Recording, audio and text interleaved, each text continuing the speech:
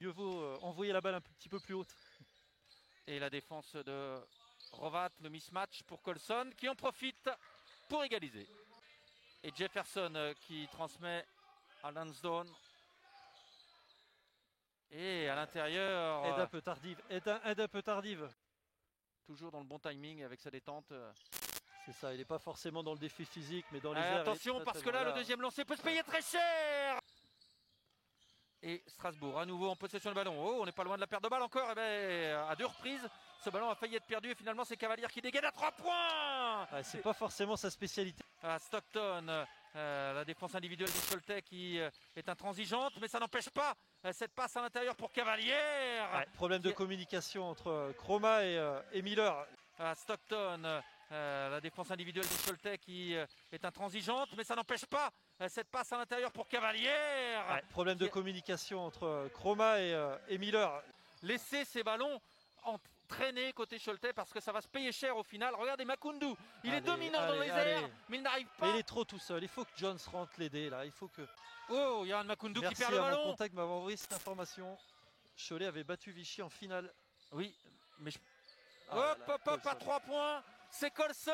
Il est vraiment élégant ce joueur. C'est offensif, mais c'est encore une possession pour Strasbourg et Jean-Baptiste Maille qui donne du rythme, qui trouve Colson à 3 points. Oh là là, 3 points plus le lancer derrière. Colson qui vient donner un coup de plus derrière la qui a transmis à Colson. Ça joue bien collectivement côté strasbourgeois. Yanis Morin qui va défier Chris Horton et l'aide de Yann Miller qui n'empêche pas Yanis Morin de marquer et de provoquer la faute. C'est un joueur. Va faire ça Fofana qui va perdre le ballon. Oh là là, il y avait peut-être la possibilité pour Lassane Chroma pour mettre ce ballon dans l'aile avec Lassane Chroma, mais Colson à 3 points qui sanctionne immédiatement et l'écart enflé. Très efficace, c'est propre, c'est beau, ça court. Bloqué dans ses genoux, si on reste derrière, c'est beaucoup plus compliqué.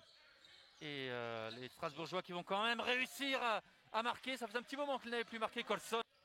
Les Choletais qui vont devoir, contrairement à tout à l'heure, faire attention. Et voilà, l'interception de Lansdowne qui marque en contre-attaque. Et oui, on sent que la défense de Strasbourg est remontée d'un cran là. Ce genre de joueur comme Miller qui peut être très frustrant, de shooter à outrance, de louper, et puis des matchs comme ça, on se dit mais ouais. Et la défense qui est intense avec Horton, mais Udano qui a quand même réussi. Alors que c'était Colson qui avait commis la faute, pas de dégâts pour lui, 2 fautes personnelles pour Colson. Attention à cette défense choletaise qui peut perturber Strasbourg, mais non, finalement c'est Yanis Morin qui va réussir à aller déposer ce ballon, qui est à l'aise en général dans cet exercice, mais là il a raté la cible. On a bien vu la finition avec la paume de la main. Oh là, ça c'est cadeau pour Jefferson qui se décale pour se dégager du marquage. Cette deuxième mi-temps est très plaisante. Jefferson, Morin, Maille qui va provoquer Stockton. Oh la belle passe de Jean-Baptiste Maille. Offensivement que l'on avait vu l'année dernière. Attention à ce tir à 3 points de Jefferson. Mais il faut défendre plus dur à 3 points sur Jefferson en défense. Mais le ballon dans les mains d'Udano. Il y a un mismatch. Colson qui feinte un shoot à 3 points. Attention, il va faire mal celui-là s'il rentre. Et voilà, Colson, quel shoot qu'on n'avait pas vu depuis un petit moment.